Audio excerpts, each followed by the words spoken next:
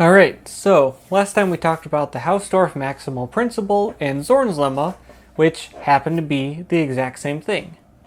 So what else is there? Let's talk about a completely separate thing called the well-ordering principle. And this says that every non-empty set X can be well-ordered. And when I look at this, I sort of feel like this should not be true, because to have a well ordering, you need a lot to happen. You need for the set to be totally ordered, and you need for every single subset to have a minimal element. Every single subset. That is a lot of subsets. And so I guess it's not absolutely clear to me that this should be possible, especially for any non-empty set, because sets can be really large and really weird. But let's see here. We have a proof, so we can prove it. But what are we proving it from? We are proving it from Zorn's lemma.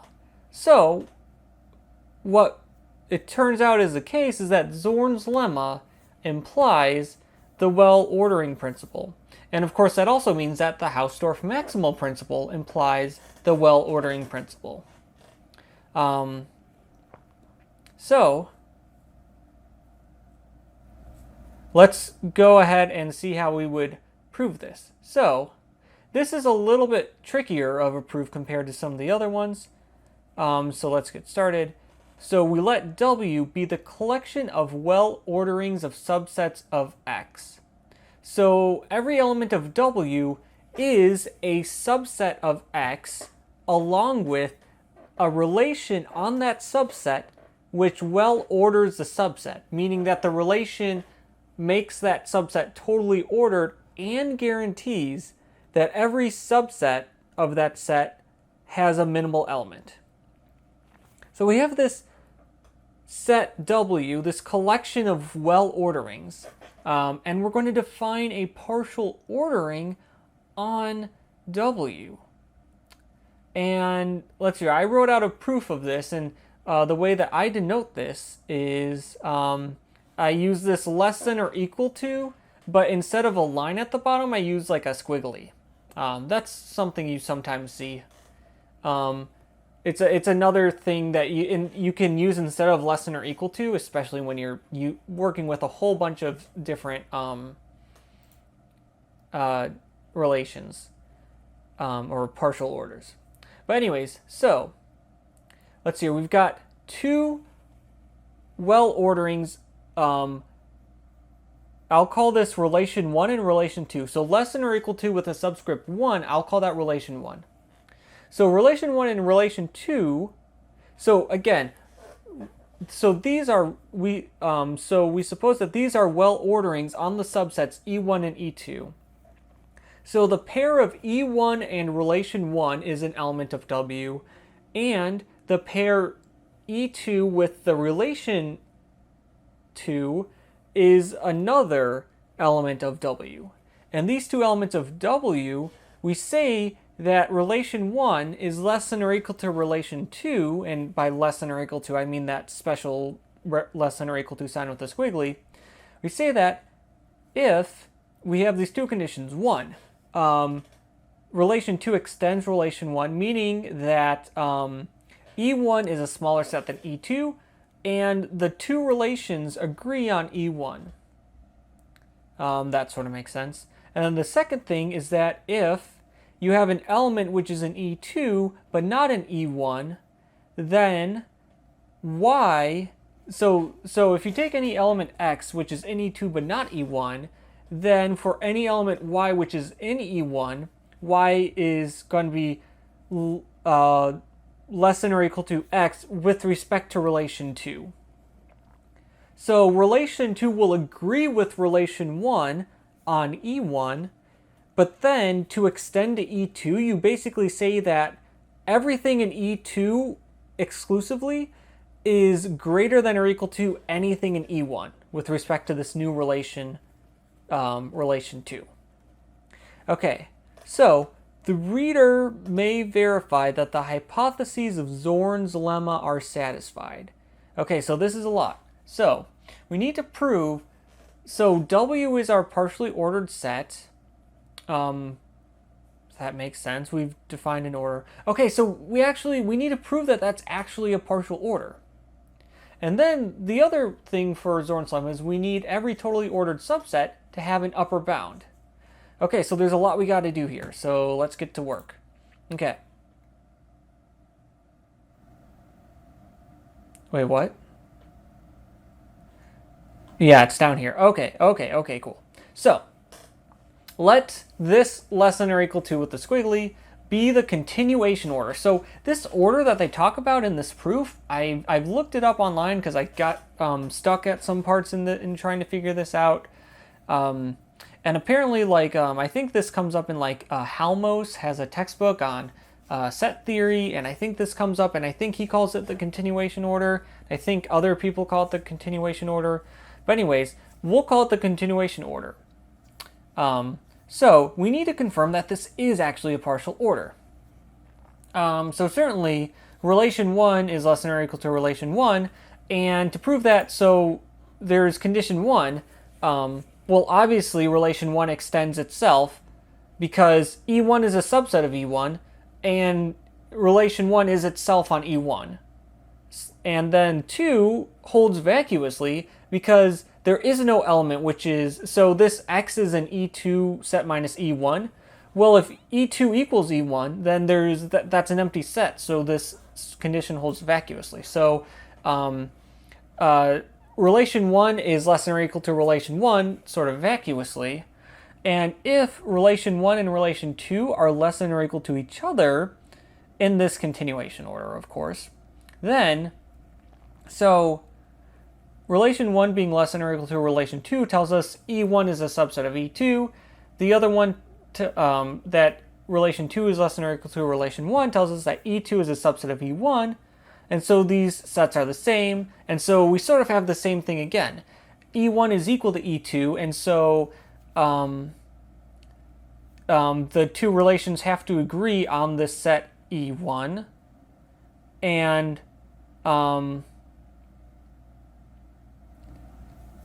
so the two sets E1 and E2 are equal, and the relations agree on this set, and so the relations are the exact same thing. Okay, the trickier one is transitivity. So suppose relation 1 is less than or equal to relation 2, and relation 2 is less than or equal to relation 3. We need relation 1 to be less than or equal to relation 3. So for the first thing, inclusion is easy. E1 is an E2, E2 is an E3, so E1 is an E3. And when I say in, I mean subset. Okay, and so we also need to confirm that relations 1 and 3 agree on E1. So let's take any two elements of E1, and if these two elements have a relation, let's say without loss of generality, X is less than or equal to Y with relation 1. When I say without loss of generality, that means that it's either going to be S is less than or equal to Y, or Y is less than or equal to X, and the proof will work the same in either case, just with X and Y flipped. So we'll just say X is less than or equal to Y here, and then if the other way happened to be the case, then you would do the same proof but with the two symbols flipped. Okay, so if X is relation 1Y, I'll just say that, then X is relation 2Y as well. And that's because the fact that relation 1 is less than or equal to relation 2 means that relations 1 and 2 need to agree on E1. Okay, so we have X relation 2Y, and then, but X and Y are in E1, so they're also both in E2. And so we know that relation 3 agrees with the relation 2 on E2. So X relation to Y implies X relation 3Y. Okay, so that means that if X relation 1Y, then X relation 3Y, which means that the two relations agree on E1. And that's what we need for this first condition. Now we have the second condition. So we need to prove that every element of E1 is less than or equal to every element of E3 set minus E1 with respect to the relation 3. Okay, so let X be an element of E3, which is not in E1, and let Y be in E1. So basically, so X is not in E1. It could be the case that X is in E2. If that happens to be the case, then we know that Y is relation to X. And that comes from the second condition for this partial order. That comes from the fact that relation 1 is less than or equal to relation 2. But we also know that relation 3 agrees with the relation 2 on E2. And X and Y are both in E2 because we assumed here that X is in E2 and Y is in E1, which is a subset of E2. And therefore, Y relation 3X. Okay, so if X happens to be in E2, then Y relation 3X. What if X is in E3 but not in E2? Because if X is in E3 and not E1, it's either going to be in E2 or it's going to be in E3 but not E2. Well, in this case, we know that Y is in E1, which is a subset of E2. And so then we can apply this condition 2 that comes from the fact that that relation 2 is less than or equal to relation 3 to get that Y relation 3X. So if X is in E3 but not E1 and Y is in E1, we're guaranteed that Y relation 3X. So that means that this relation is in fact a partial order on W. Okay, so again, that's sort of just a lot of tedious stuff that we needed to do there, but you got to do it. All right, so again, we're checking that the hypotheses of Zorn's lemma are satisfied. So we need W to be a partial order, got that, and now we need every totally ordered subset of W to have an upper bound. All right, so we have to take a totally ordered subset of W. Let's call it cursive E, fancy E, I'll call it fancy E. So this is a collection, remember, every element of W is a set and a relation. So fancy E will be a collection of E alphas and relation alphas. And alpha ranges over some indexing set I. So this is a totally ordered subset of W, and this is totally ordered with respect to the order on W, which is that sort of fancy looking less than or equal to. We need to find an upper bound for fancy E. So we need to find a set and a relation.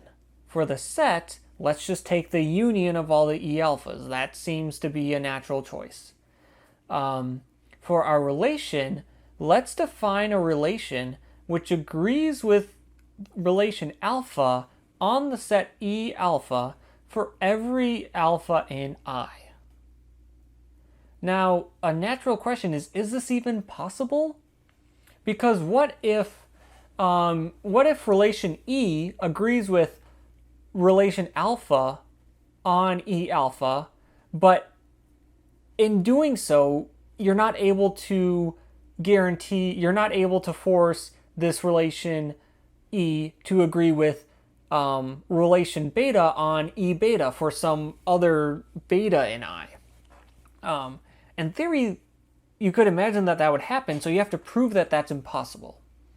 Okay, so note that this is possible since fancy E is totally ordered. So if you take any alpha and beta in I, the relations, relation alpha and relation beta, one of them they are related in some way. And from condition 1, that means either E alpha is a subset of E beta or E beta is a subset of E alpha. And so and furthermore, these two relations agree on whichever set is smaller. So in other words, relation alpha and relation beta agree on the intersection of E alpha and E beta, which again, since one is a subset of the other, this is just whichever one of the two is smaller. So what this means is that if basically on any E alpha, all of the relations in fancy E agree when restricted to that set. And so you can define this relation E, which agrees with all of the relation alphas on every single E alpha. Because if it agrees with relation alpha on E alpha, then it will also agree with relation beta on the intersection of E alpha and E beta for every single beta in I. And so this is fine. There's no issue. So we can define this thing, and we want to prove it's an upper bound. Okay. So to prove that's an upper bound, it needs to be an element of W, and it needs to be greater than or equal to every other element of E. So remember, to be an upper bound, it doesn't need to be in E, but it does need to be in W, because we're considering totally ordered subsets of W. We're applying Zorn's lemma with W in place of X.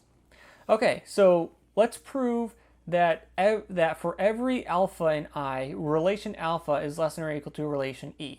So let's check relation 1. Well, or condition 1 for the continuation order. And that holds because every E alpha is a subset of E, because E is the union of all the E alphas. And relation E agrees with relation alpha on E alpha by construction. Okay, so that condition is straightforward. Now for the second one, suppose you take an element X in E set minus E alpha and an element Y in E alpha. We need Y to be less than or equal to X with respect to relation E. So X is in E set minus E alpha. It's in E, so it has to be in some E beta, because E is the union of all the E alphas. So there is some beta in I such that X is in E beta. So X is in E set minus E X is in E beta set minus E alpha. So that means that E alpha has to be a subset of E beta. And that implies that relation alpha needs to be less than or equal to relation beta with respect to the continuation order.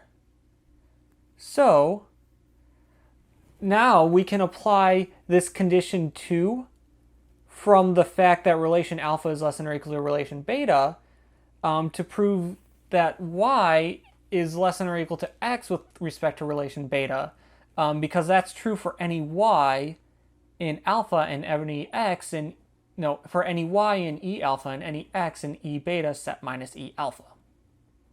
Okay, so there we go. So Y is less than or equal to X with respect to relation beta, but relation beta and relation E agree on E beta.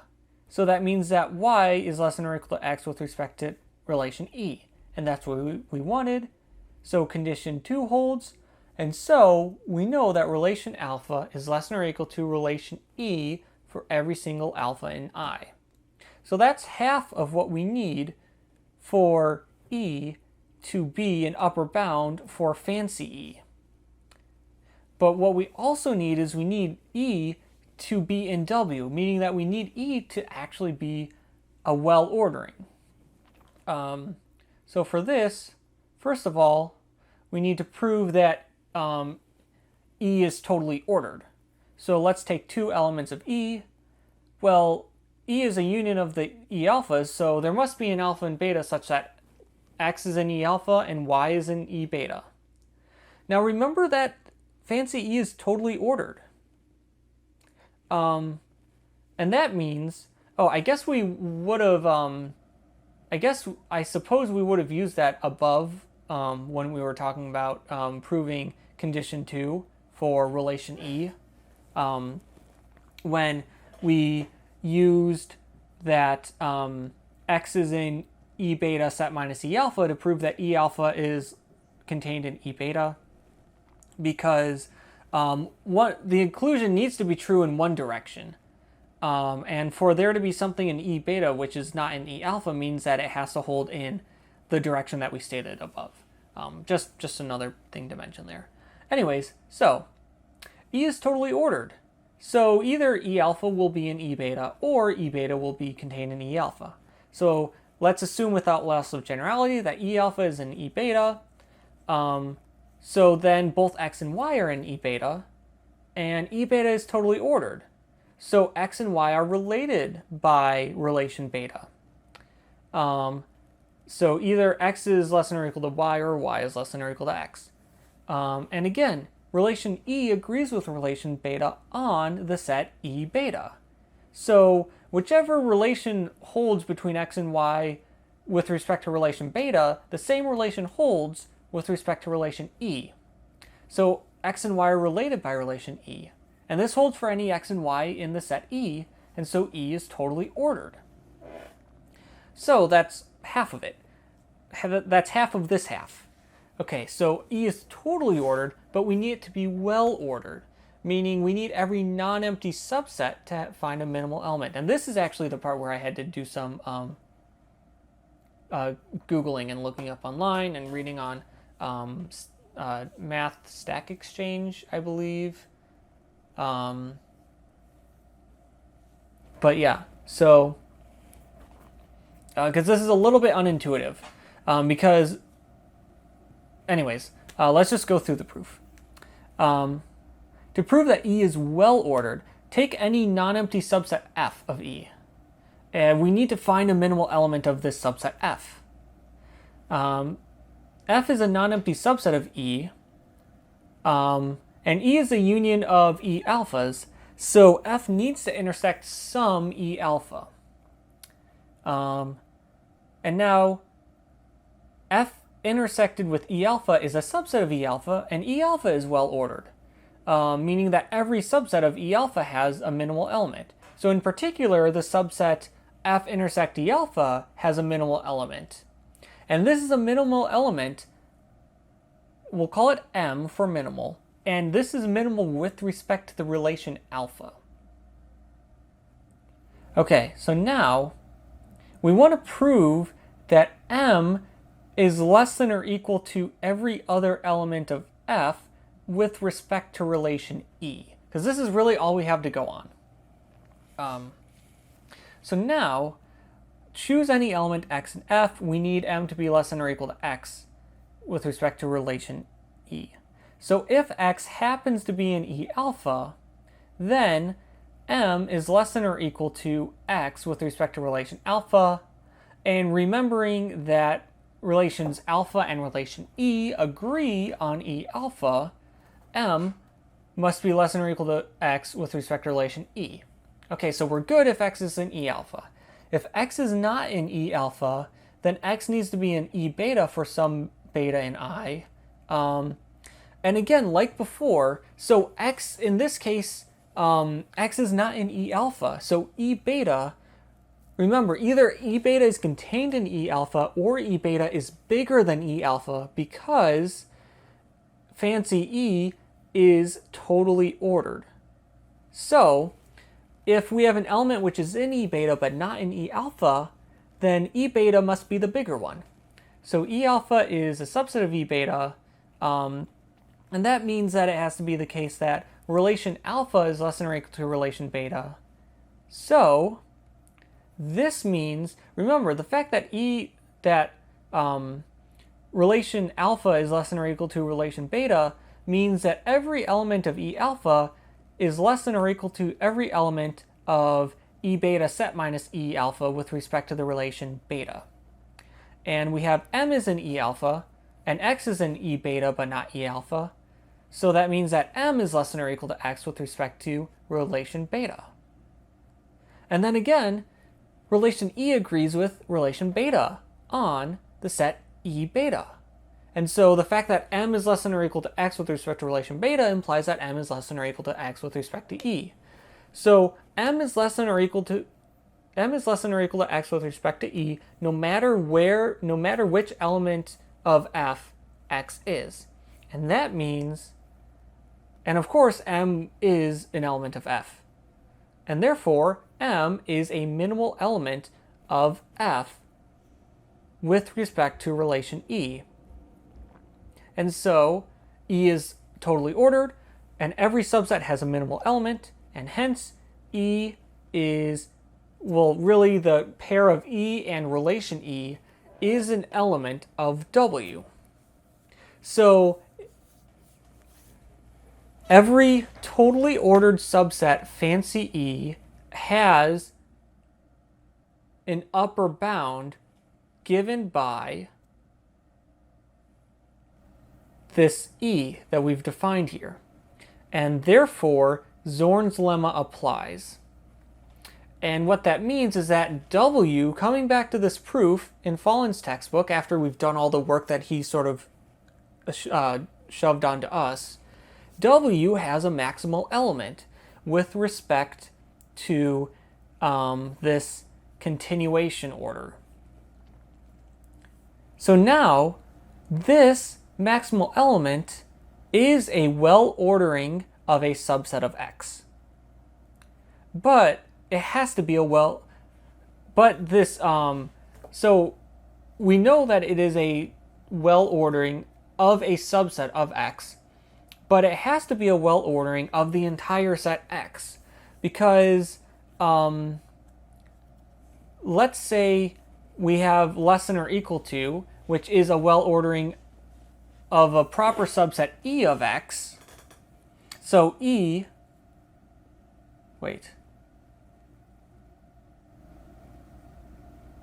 so if we take any well-ordering of a proper subset of X, and we take any element x0 which is in X but not E, and such an element exists because we're assuming here that E is a proper subset of X, then we can extend this relation less than or equal to a well-ordering on E union x0 by just declaring that X is less than or equal to x0 for all X in E. And certainly this will give us a totally ordered set because E was already totally ordered and x0 has a relation to everything else. And furthermore, every non-empty subset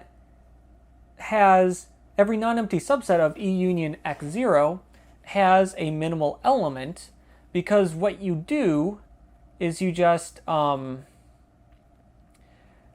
you take any subset and you intersect that with E, and since E was well ordered, you find the minimal element there. And so the minimal element of the subset is either going to be, or the minimal element of the subset of E union x0 is either going to be the minimal element of that subset intersected with E, or it's going to be x0. But the minimal element can't be x0 unless the subset is just x0 itself. And that's because x0 is greater than or equal to every other element. Okay, so what this means is that any total ordering on a proper subset of X can be extended to a larger well ordering. And so this maximal element of W, because it's maximal, it cannot be extended any further. So the set, which is this maximally well-ordered subset of X, cannot be a proper subset of X, and so it has to be all of X. And therefore, every non-empty set X can be well-ordered. So, in terms of these statements, we have the Hausdorff maximal principle, we have Zorn's lemma, and we have the well-ordering principle. We know that Zorn's lemma and the Hausdorff maximal principle are equivalent, and we know that Zorn's lemma implies the well-ordering principle, and that also implies that the Hausdorff maximal principle implies the well-ordering principle. But we're still not quite sure, are these things true? And we will continue this discussion next time.